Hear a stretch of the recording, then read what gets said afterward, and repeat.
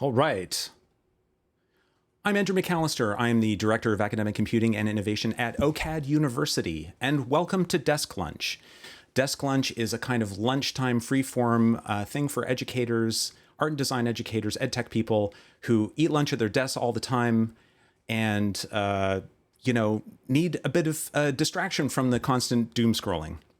OCAD University is located in Toronto, Canada. We're the largest and oldest art and design only university in Canada.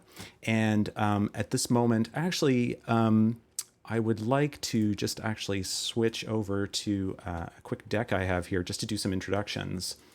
Actually, I'd like to acknowledge that we're on the ancestral and traditional territories of the Mississaugas of the Credit, the Haudenosaunee, the Anishinaabe, and the Huron-Wendat, who are the original owners and custodians of the land on which we live, work, and create. It's really important for us to acknowledge our indigenous caretakers of this land in which who were the original owners and custodians. So what are we doing here? So what is Desk Lunch? So we're just trying to do this kind of free-form hangout for folks who are trying to break out of the routine. Put me down sort of off on another window, kind of keep me on, sort of like listening to the radio or something like that, and tune in when you kind of find something that piques your interest.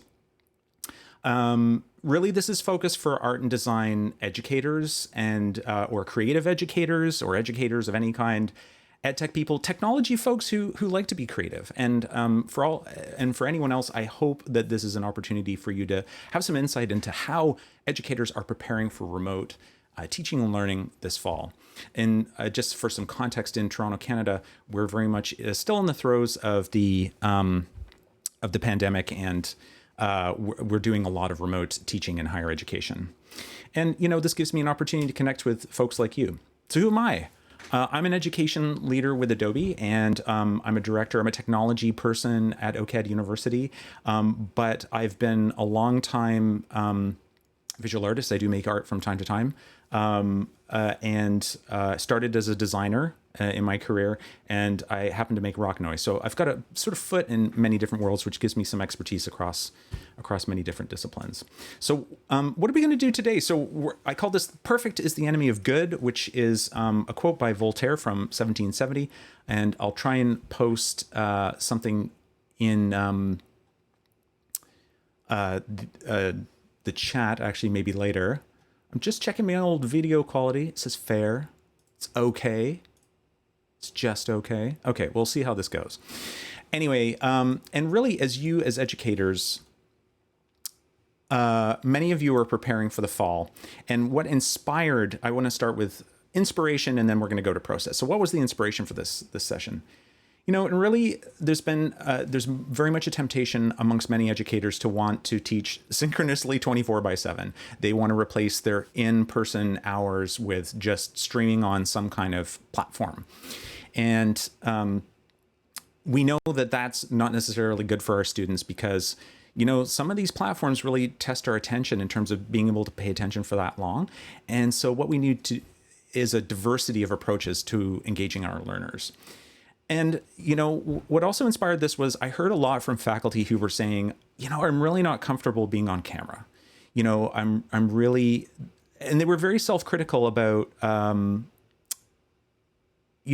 being on video. And I think it's hard. I think, like with anything, it's something that requires practice. And the way you got to start is not focus on doing something that's perfect, is just to, do something that's good enough. And also, but you need to create presence for your students. And a great way to do that is using video. And again, this is more focused on students who might not use video as their default language for communicating. Now, having said that, this sounds kind of pretty wild coming from me, in the time when many people are consuming video either on a social media platform, but I suppose fewer people are actually creating it. And sometimes it's a bit daunting. And so I'm going to try to cover some basics as to how you can try to make videos that are, good enough, but then also like kind of a ramping series of steps that you can take to kind of make them better and better. So I'll kind of start with things that are relatively straightforward and then get more and more complicated, because people always jump to, how do you make things that are like this? And I think the challenge is that all of this making video it's a form of practice. And I've learned this practice over a great many years and made a great many mistakes. And so I'm going to try and convey some of that to you. So we're going to talk a little bit about audio, lighting tips for using with any camera. Everyone needs support. And, talking about tripods, clamps, and things, and then I'm going to go a little bit into Premiere Rush, and I'll show a bit of Premiere Pro depending on how far I get. I'm going to try and maybe go for about half an hour. We'll see how it goes. And, oh, right, I will cover some advanced workflows in Premiere Pro, which I do use all the time, because sometime back, so let's talk about context. There's this clever fellow named David O. White. He's the digital learning head at the University of Arts London. And he was talking about this idea of presence, that we need to have presence with our students. And me doing this streaming thing is a kind of presence to be with you in real time. And hey, shout out to Georgina Dean, who's joined us for the live stream. Thanks very much, Georgina. I'm looking over here because my chat window's over on this screen over here. So David O. White talks about this idea of presence, and presence doesn't have to mean that we're like on a, video conference platform being with our students, because we know that can prove very challenging for students who either have bad internet connections, they're in a situation where they can't be live streaming being on a video conference at a certain time, because either they're in a different time zone, or maybe they have some family responsibilities that can't be available at that time. So he was sort of talking about different ways of doing this. And so one of the ways is asynchronous video. Also, big shout out to Daniel Stanford, who created this great infographic. Daniel Stanford is at DePaul University and also is an art and design graduate, and created this graph where he sort of said, we need to kind of do all of these things to help our students. It's not just about video and audio conferences, because that's the red zone. That's the danger zone for a lot of people. We need to be diverse in our approaches to how we help our students. And the green zone is sort of the meat and potatoes, our learning management system and where we normally live. But, asynchronous video is really helpful, as well as pre-recorded video. So let's go into a bit more detail. Again, actually, full disclosure here, I'm going to go into process. I am not an expert. If you were hoping to tune into this thing and hope that I can answer every single question about the software, I can't. But what I can do is try and convey ways that you can use it, give you a starting point, so that you can focus on your own exploration. So first of all, I'm going to show you some things about how to work with audio, but we need to think about, first of all, you need to conceive of what good audio is. And so first of all, audio is always a battle about signal to noise ratio, meaning we're always in an environment with lots of noise. I'm in a basement, there's a furnace over there, there's a laundry, and the cat is sleeping, thankfully. I didn't actually get up to get myself any lunch, because had I done so, the cat would have got up and then wanted attention. So the best way to do that is minimize your background noise, and then get as close as you can to your microphone. What you're not seeing right now is that my microphone is just right here off camera. And so the distance between my mouth and the microphone is actually quite close, but not too close. If you get too close, you get the proximity effect. So you'll get lots of explosives and things. If that is what I've seen, and I'll talk about this with using your iPhone. Many people, my earbuds. Oh, of course I'm wearing my earbuds. I see people walking down the street with their iPhone microphone up like this. I was totally perplexed until I did that. It's actually quite an improvement in terms of getting your audio to sound better, because it actually sounds almost like a voiceover and minimizes the background noise. So let's actually talk a little bit about microphones. So first of all, the built-in microphones on the iPhone are pretty great. And what I'm going to do is actually, we're going to try something wild here. I'm going to switch to my iPhone and whoop. Okay. And what I'm going to do is I'm going to jump into a Premiere Rush project that I was working on. And I'm just looking at the chat. Oh, Georgina, you're so great. thank you very much for all the encouragement. I really love that. Apparently Behance, well, the Adobe education community is great. Check out edx.adobe.com for more wonderful things from the Adobe education community. And the educators themselves are really supportive people. So I really appreciate that. So this is a little project. You should be seeing that on my screen now that I was just putting together. And I'm just going to check, just going to play this audio. No, hang on. I'm just going to, yeah, you got to turn it up. You got to turn up the volume. I think walking and talking videos are a bad YouTube stereotype, but actually in some ways work really well for course introductions because we're going on a journey together. We're actually going somewhere. I'm just using my small tripod and smartphone clamp here, and you can see what the effect is of having Dapple. So this is a course introduction video that I put together yesterday in Premiere Rush.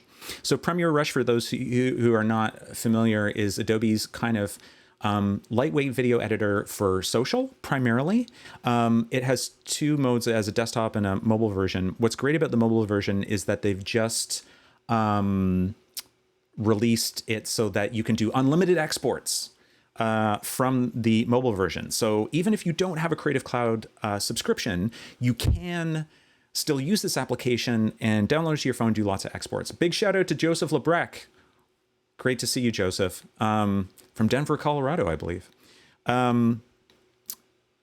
So it's quite good. So actually, I wanted to I'm just going to run together here where I was talking about the iPhone microphone. And I'm going to jump back to this video at various different points.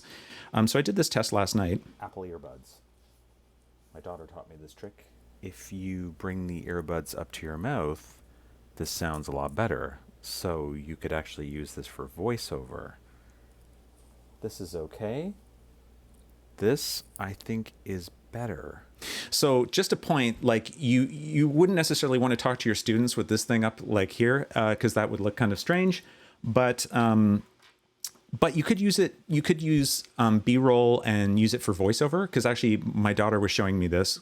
Props to Stella, my my wonderful tween, who is now an educator to me. This is better. So that's one option. The next option, and actually I'm going to jump around a bit, is that last bit of video that I will back up to and actually just show you again. Hi, I'm Andrew McAllister, and this is my course introduction video. You might think walking and talking videos are a bad YouTube stereotype. So the audio for that was shot with something called a Rode Video Micro. It's the littlest of Rode's microphones. You can buy it like this. It comes with this wonderful, they call this a dead cat, but I'm just going to pull it off for a second just so you can see what it looks like. It comes with this nice little shock mount. Whoop, whoop, whoop. And then you can, this is originally meant to be a camera top microphone. But if you get the optional cable, of course, don't focus on me. Don't focus on me. Don't focus on me. There we go. And the right dingy dongle, you can actually plug it into your smartphone. So it's actually quite good from that perspective. And when I switch to the support section, I'll show you how you can all put it together. The next one is USB microphones, which again, I'm not going to go into a lot of detail, but that's essentially like a studio microphone that has a USB interface you can plug directly into your computer. And these probably come in two different flavors. One of them are dynamic and the other one are condenser. You'll know them under names such as the Blue Yeti, Rode makes a number of them, Audio-Technica, and so on and so forth. They're great. They work very well, but same thing applies. You need to be reasonably close to them. So you may, when you make these videos, have this microphone sitting in front of you, and so long as you're okay with that, then that's great. Do not use shotgun microphones. And if you don't know what I'm talking about, where's my shotgun microphone? Hang on.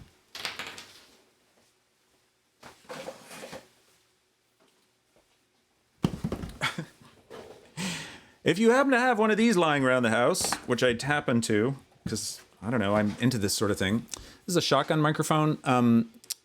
It is meant for, again, camera top mount, for, electronic news gathering or so on, or video making.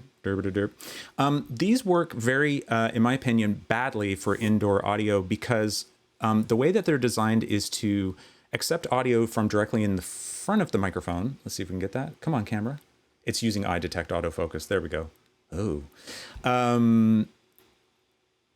And reject it at the sides. And as a result, you end up getting a lot of room tone, and that is bad. And so, yeah. So don't immediately gravitate. Even the cheap options, I would say, not maybe so hot. But anyway, worth knowing that don't need to go wild. So what I use is I've been collecting microphones for a long time. This is an AKG C1000. It's a condenser microphone. It's plugged into a USB audio interface, and you can get great quality with that. Okay, and then I do a bunch of post-production, which I'll talk about later. Okay, so lighting tips. So using natural light is probably your best option. And actually, I'm going to switch back to this Premiere Rush iPhone transition. Oh, I already was on the oh god, I was talking about this. Okay, see, this is the thing. First time, folks, first time. So the thing that you'll note is that when you're using natural light, even though you end up with harsh shadows in certain places, you'll notice that the overall exposure is like kind of, even though I've got shadows and I've got a bit of a hot spot, the overall exposure is kind of best when I have more or less even lighting outside. If you're in shadow, your mileage may vary. For example, I was in my backyard here. I look a little green, and that's because I'm standing under a tree. And also I'm blown out, so not ideal. Although here in this Rush video, so let's just play it. What we're gonna check for is that the iPhone camera app actually uses compression in the camera app itself, and we're going to see whether this video footage is any better than we would normally expect. Not as bad, little distracting, but you know, fair enough. And actually, I did actually capture all of this with the Rush built-in camera app, which I'll talk about in a moment. So the next thing you can do is do some fill light. So what I've got set up right now is so you could actually just use household lighting. That's totally fine. I do sit in so that a window, so that you're like facing a window. Don't have a window behind you. That's the point. Let the light shine on your face. The next is household or CCFL lighting. So the cheapest possible thing that you can get. This is demo time. Demo time. So this is cold cathode fluorescent, you know, CCFL bulbs. You've seen these before, except these are ones that you can buy off that large online retailer, they're color balanced to daylight. So you'll notice that this looks quite blue. What's great about them is that they are way cheap, and you can buy these kits with like little things like this, and then, you know, small camera stands like this. I started with these, and what I found was that the problem is that when you're indoors, you have these like weird mixed lighting conditions where you'll have light from the outside coming in, and then you'll have natural lighting indoors. So you'll notice like I look really blue, and you can't adjust these. It's binary. It's on, it's off. It's only one color temperature, and I'm really terrified of dropping this thing and smashing it because they contain mercury. Ah! So yeah, not a fan. Don't use that. Hey, just to check the chat, want to give a shout out to Joseph. Yeah, love Rode microphones. They're great. And hello, Shannon Moore. Thank you for joining. Much appreciated. So yeah, what I prefer is if you want to spend money to solve a problem, which you don't have to, because remember, perfect is the enemy of good. But let's say you would like to. The cheapest options are some things that I have right behind me now. I'm just actually going to go collect it.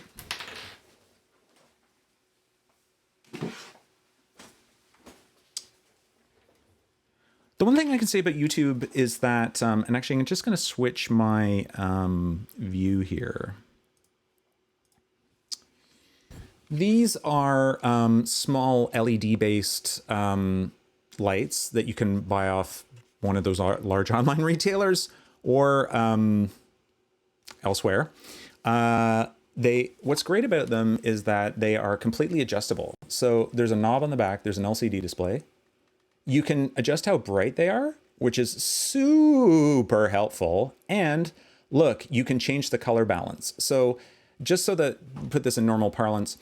So what I found is that warm white lighting in your home, generally the LED kind, and I'm talking about pot lights, the things above my head, are generally around 3,200 Kelvin. And so if you can match as closely as possible that color balance, that is great, because then it means that the lighting that you're using is filling you with lighting that matches. But what's also helpful is that you can use these things to, if you're outdoors as well too. So you can change it to daylight. So they'll go up to 56K. These use Sony MPF batteries. You can buy these are relatively cheap. Again, maybe $50 Canadian. So like not a bad solution. And actually what I'll do is I'll switch to a video in a moment in Premiere Pro where I actually used just 2 of these folks in my office and they work great.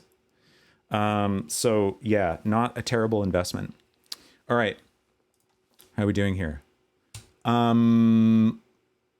Light stands. Everyone needs support. So you need to put these things on something, and I didn't really know much about light stands. These are the cheapest, nastiest light stand you can get on an online retailer. So it has a screw thread mount, which goes on the bottom of one of these things. I got to turn off eye detect autofocus, or I have to put it in front of my eyes. There we go. Or if you have a larger mount, it goes over the top. These are fine and good, but eventually you need something larger and you end up with hordes of equipment. Thanks to YouTube, actually, a lot of this stuff has become more accessible.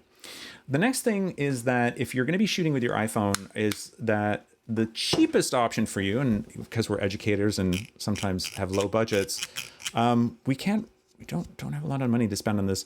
So the cheapest option is if you go to the dollar store, you can get a selfie stick. And usually it comes with one of these things. Whoop. I'll put it in front of my eyes. Will it do it? Will it do it? Is it going to do it? Nope. We're going to do manual focus. There, let's do that. So this is, the cheapest clamp that comes with a selfie stick. Totally works. Hasn't broken yet. It'll do the thing. And then, actually, let's go back to the magic cupboard. What is in here? I don't know. This I got, I think, for free somewhere. It's like a GorillaPod, but I don't think it's one of the actual branded ones. It's like a replica. This will do the trick. However, for the most exciting option, I shot that Rush video, and I'll show you that video in a second, using something like this. I'll just... So, yes, it's made by that Italian manufacturer who makes everything that costs, that is twice as good as everything else and 5 times as much, but it does work and it's great. So what's nicer about these is that they have a little release clamp so that once you get it in position, it will stay there. Whoa! Well, it's meant to stay there.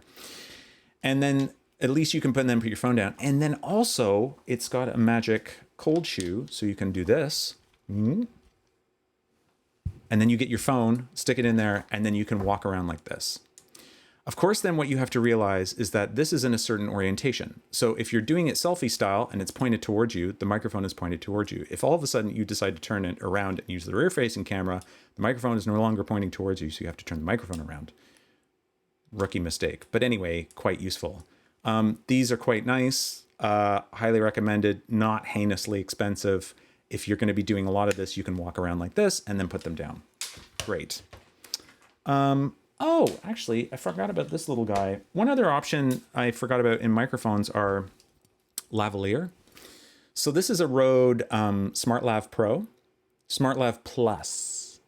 There are many different kinds of this. This plugs into a smartphone, sometimes with an adapter if you're an Apple user. And you can use this in one of 2 ways. You can either just plug this in and shoot yourself with this, or you can use it in dual system record audio. They do generally sound very good and are helpful. Yeah, the magic cupboard. Yeah, that's where all the magic lives back there. I need a larger desk. Okay, so let's move ahead. Let's actually do some stuff.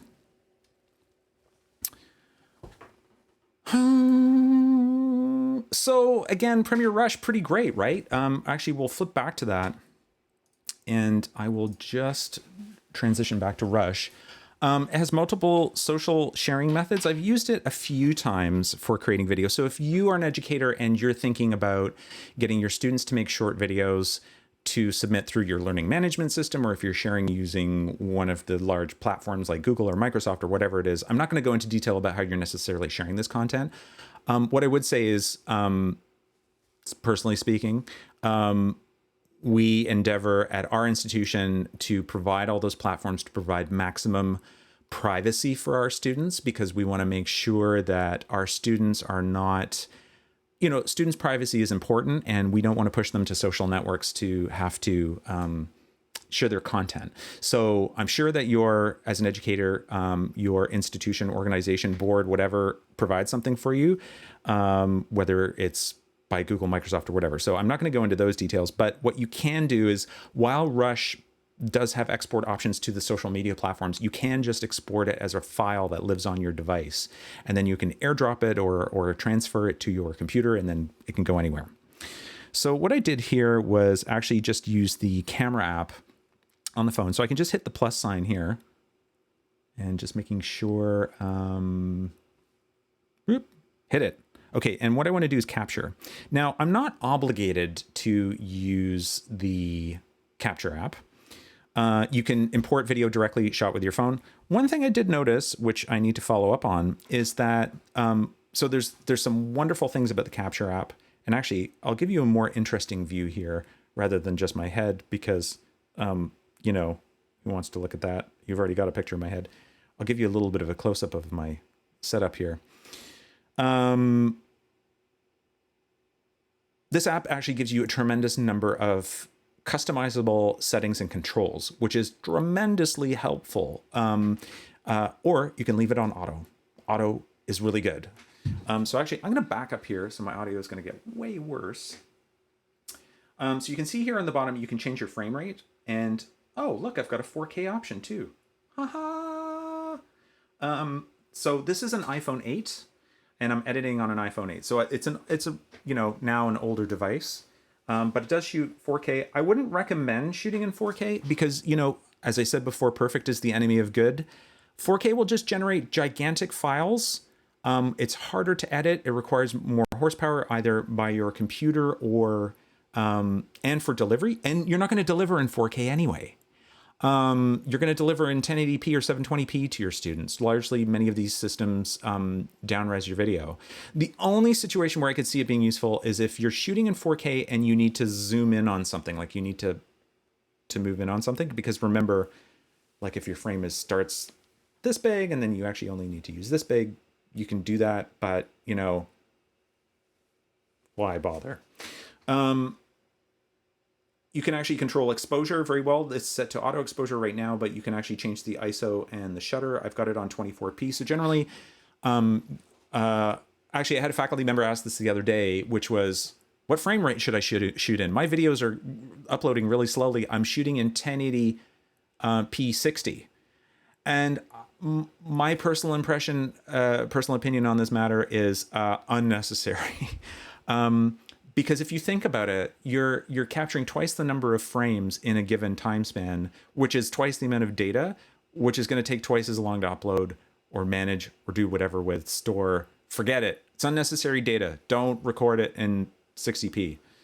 Always make your shutter either a multiple of your frame rate or the same as your frame rate, and you can change the ISO as well too. But you know what? Auto works fine. You can also set white balance, change your exposure, change the focus area. It's quite good. But as I pointed out, auto works great. It also has some framing guidelines, which I appreciate very much. And you can flip around your camera. So I captured all of the video for this using that method. Here I can pinch to zoom to actually just move out here. And what I did was actually drop in some titles. Hi, I'm Andrew McAllister. So this is actually quite helpful because we want to give our learners some cues about what's happening and what's coming next. And we can easily add titles and graphics by dropping in a title using the graphics function. I'm quite happy about this. In graphics, we can add a graphic here. Oh, sorry. We can add a title. I can choose a title like a call out.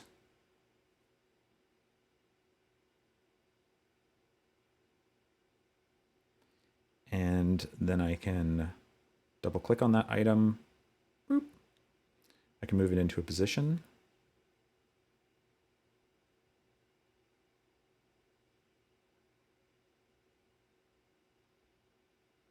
There we go. Edit text.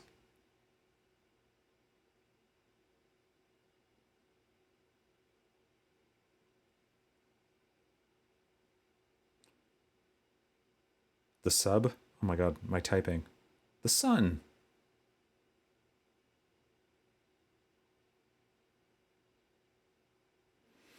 And actually move that around. That's quite useful. I also mentioned in this thing, when you are doing these course introduction videos or shooting anything, you can shoot B-roll, which is like cutaways from the text that you're actually trying to we're going use on a journey together. We're actually to create going more interest somewhere. and tell a bit more of a story. I'm just using my small nice? tripod and smartphone clamp here.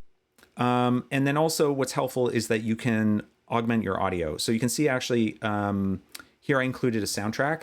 Actually, I did that only for the demo today. I would probably, oh, I'm sorry, Shannon Moore. I'm catching up. So this is Adobe Premiere Rush. It is a mobile app. Hey, Ryan Selfie. Whoop, whoop. I got to get an air horn sound effect thing over here. This is Adobe Premiere Rush. I'm actually just going to back off. And this is what it looks like when you launch it. You can download it from the App Store. It's totally free. If you have a Creative Cloud subscription, you can store your stuff in Creative Cloud. But Adobe recently changed the number of it used to be limited to a number of exports. That's completely changed. So have at it. Download it for iOS, Android today, and start making your videos. What I was going to say is that here, You might think walking and talking videos are a bad YouTube stereotype, but here I've included some music, and this is music that I have created, and so I own the rights to. I kind of wouldn't necessarily recommend that you do that, even though it kind of tells a story, only because as many of us deal with learners who are either English language learners or learners with disabilities, the music will likely interfere with the ability of any artificial intelligence, speech to text engines. And we want your spoken words to be as legible as possible. And when you think about it, that music is kind of background noise in a way to the AI. I don't know how good these things are these days, but I would kind of maybe advise against. I'm going to pause. I'm on fire. What? No, I'm not on fire. I'm desperately clinging to reality. So I would kind of advise against. So if I wanted to just actually remove that at this point, I could double tap on it. I could change the clip volume. It is actually, what's actually quite good about Rush is that it does this thing called ducking in the audio world. So it has auto volume. So what it's doing is it's detecting my speech in the other track and then lowering the volume of the audio track. actually in some ways work really you'll notice well for course Not introductions here, because but maybe so much talking. Oh my goodness. Further along, yeah, here. that are helpful. Do you see how the volume went up? We're going to check for is So that it's the actually doing that iPhone, automation in the background for you, camera which is has actually quite nice. And it figures out, and you can actually adjust how much it's doing that ducking, depending on how your preferences. But like I said, it could interfere with your captions. So, tread carefully. If you notice that it is messing with your captions, don't use it. So, Skynet, yeah, completely. All right. So I'm just going to actually, okay, so then if I wanted to export this, so I put all this together. If actually, I didn't even show how you would put this together. Let's actually add some additional media to this, just so you're familiar with the process. I can click media, and then I can pick anything off my camera roll. All sorts of exciting things. Sound reasonable? I think so. I mean, what could I include? Still images as well too. So here's like some pictures of the OCAD campus at night. And you can include these still images and put titles over them and so on. One thing you do have to watch is the grab handles are very, like I have big thumbs, and sometimes I found that I just need to be ever so careful as I'm grabbing things just to make sure I know exactly what I'm doing. But what's also nice is you can see that it's snapping to the playback head, which is quite helpful. Once I'm completely satisfied with that, you'll see that there are numerous social settings. But I can then export that to my camera roll and be on my merry way. It's quite good. Okay, let's actually just pause. Meaty Fingers Club. Yeah, completely. And also, yeah. So I'm just going to flip back to my keynote. Bloop. Because this is my... Oh, right. So I wanted to say, when you become... This is the problem with like having this, you know, many artists and designers can be perfectionists, and this can be highly intimidating. There are so many moving parts that can not work out right. Sometimes it's shocking that it actually does work correctly. So what I wanted to do from here is actually, this app can be downloaded on my Mac. Okay, yes, actually, fantastic question, Shannon. So yes, you can download Premiere Rush on your Mac. There is a desktop application. However, the export limitation exists on the Mac desktop app if you do not have a Creative Cloud subscription. Am I making sense? If you don't have a Creative Cloud subscription, you can download Rush on your mobile device and use it in a more or less unlimited fashion. But you can't do the same thing with the desktop app. And actually, I'd be happy to have any other education leader let me know that that's not correct. But I believe that's what I read last night, or in the last couple of days. If you do have a Creative Cloud subscription, totally download Rush and you can use it on the desktop, and it's wonderful. And I believe as well too, in fact, I did not plan to do this, but if you have saved your project to Creative Cloud, and when you start a project, it asks you whether you want to save this project in Creative Cloud.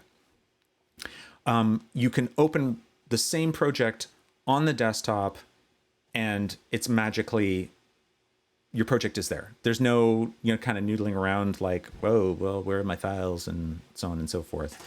So actually, let's just, because Shannon, you're such a good sport and you asked such a great question, because this is streaming and nothing is planned, let's do it. Let's go there. So I'm just going to change my screen sharing. Premiere Rush is asking me for a bunch of prompts. I'm going to transition. Whoop. So now you're seeing my desktop screen. You should be seeing it. Wow. My goodness. Now everyone's going to take a sip of coffee while we wait for Rush to launch. Delicious hot coffee. It's quite good as well too. It gives you this tutorial, like, oh, I'd like to do a tutorial. Actually, no, thank you. It's actually kind of funny. It doesn't give me the option not to take the tutorial. Sure. Okay. Skip tour. End tutorial. So if I go to my Creative Cloud,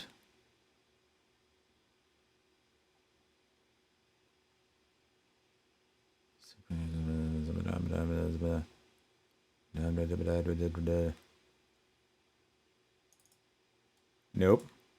Now I'm like, this is actually kind of enlightening because like as a first, I haven't done this I haven't done this in 2 years because it does sync your project.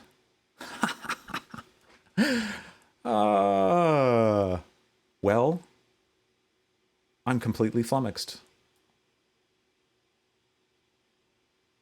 I actually don't know where it saved my online project because actually what I did just in full, like in my defense,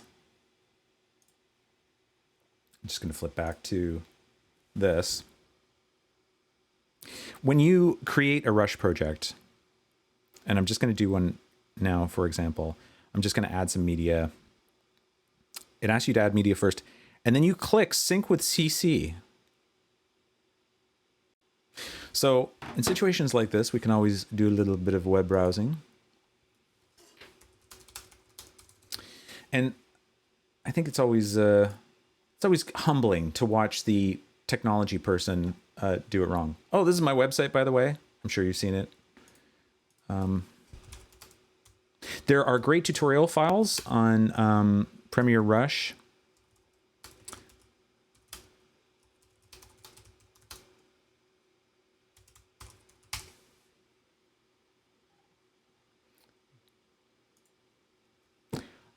And actually, probably the best thing I can show you is actually that there is actually great tutorial information. And actually, there was a wonderful video I watched by Manny Ortiz, who is a YouTuber and actually did a great video on using the mobile app. Okay. You know what? We're not going to figure this out now. But anyway, you can do it. So actually, just flipping back to the computer, let's actually just, we're at the 1 hour and 13 mark. I'm going to actually just flip over to something else and go even crazier. So people have asked, how do you deal with some of these, how do you make some of these videos using this equipment here? So what I'm doing, the place that I've got to is I'm now shooting with a Fujifilm X-T3 and actually, and I'll give you a bit of a guided tour of that actually. Let's go back to the iPhone. And I'm actually just going to go back to my Rush project and I'm going to bring it back the camera app. iPhone, transition. So, as I said before, I bought this Rode Smart Lav a long time ago, and what I was doing was I was doing dual system record. So I was shooting with my camera and then recording the audio on this to my mobile phone using Apogee Meta Recorder, and then syncing up the video in post because you can synchronize video in Premiere Pro. The synchronize feature is wonderful. Here's an example. Oh, no, we're not looking at that. Ha! Switch to the computer. I've done this before where I've spoken for 10 minutes and it's actually not on the right screen. So here's a video that I created around the launch of, we were launching Office 365 at our university. And so I wanted to create a little video. This is uncolor graded. Yeah, exactly. That's why AL streams are the best. Like, oh, I'm doing it wrong. Oh no. So this is a really great example of using, so this is my office at OCAD pre-COVID. I used two of these guys on my desk, pointed at my face like as a key light on one side, and then, another one sort of further back. I have a tiny office, but if I make it dark enough, and I have this beautiful artwork by Emer O'Brien, who is currently she's based in Greece, photographer, was a colleague of mine at Goldsmiths College, University of London, makes for great background. But what I was doing was I had the camera top mic, this guy, and the Smart Lav, and I synced them up. Usually I would just do a hand clap. So actually, let me just make sure you can hear this audio. So I'm going to back up in Premiere Pro. Whoop. So what you're seeing is the green audio is the, I think it's the lavalier. Okay. Yeah, so that's all I did, just to sync up the audio. Let me give you a flavor for what these two things actually sound like. I think let's have a listen. I'm going to put both my earbuds in just so I can hear a bit more clearly. It's time to try something new. It's time to try something new. It's time to try something new. Of course, this is a rough cut, right? So because I needed to find the two pieces of audio, I'm now going to solo the other audio. Connect, create, and collaborate with OCAD U365. You notice how that actually sounds a million times better? What's interesting is that this was one of these unusual situations where the lavalier placement on my shirt was picking up so much room tone that it was kind of worse, and that this guy was a lot better. Okay. And what I did was actually, and I'm just going to open up the audio panel. The Essential Audio panel in Premiere Pro is pretty great. Do have some feedback for product management, though. Why does it default to browse now? I don't want to browse. I want to edit. I want to edit. I don't want to browse. I want to edit. Okay. What they've added to this... oh, thank you, Georgina. Much appreciated. Thank you for hanging out. They've added all these really great controls, which are a series of, they're essentially compressors and limiters and EQs and speech enhancers for people who are like kind of non-audio people. And generally they're really great as long as you don't, slide that slider too far to the one side. So generally what I do is hit this dynamics clarity and a little bit of EQ. I use the podcast voice setting. My only beef with this setting is that many a times when you're recording audio, there's a frequency below which it's just rumbly noise. And what I would love is that sometimes, and not in this case clearly, I've gone into this setting and actually changed it. And actually, I'll show you an example. If I go into the effects settings, all it's doing really here is adding the graphic equalizer. Sometimes what I do is I go in here and I take the 31 Hertz band, which is just like low rumble, and just drag it down to nothing, because there is no useful information down there that conveys anything that you need to hear. In fact, just out of interest, this microphone that I'm using, well, most microphones have an EQ circuit built into them, in the sense that what they do is that this microphone in particular, it drops all that audio below a certain frequency, because it's just noise. And what people want to do is take a microphone out of the box, plug it in, and have it work. And so for the same reason, you can dip that out and it's not necessary. Alert. And so in this case, the lavalier, it's time to try something new. It's time to try something new. Not as good, and there was not as to try something new. I couldn't do anything to actually really fix this problem. And even sometimes what I do, and I'll show you just as an example, you can noodle around with this in Audition. So for example, you can say, oh, I'm going to edit this clip in Audition and see if I can rescue this horrible audio.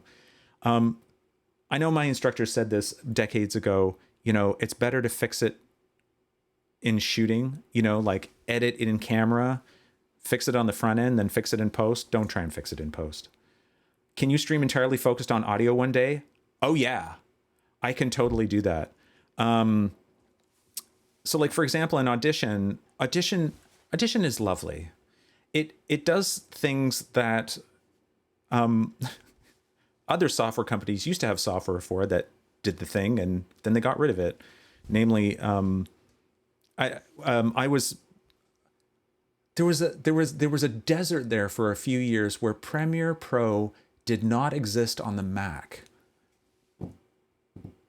I think, like a long time ago, and then it was brought back. So during that desert, I was editing in Final Cut, and Apple had an application that was great for editing audio, and then they got rid of it, and it was super annoying. Anyway, what's great about Audition is that you can go in here and you can see actually. So what's great is you can see how this audio is peaking at about -6, which is great because in digital audio, we don't want to go over 0. 0 is the absolute limit. And clipping in digital audio is bad. It sounds horrible and nobody wants that.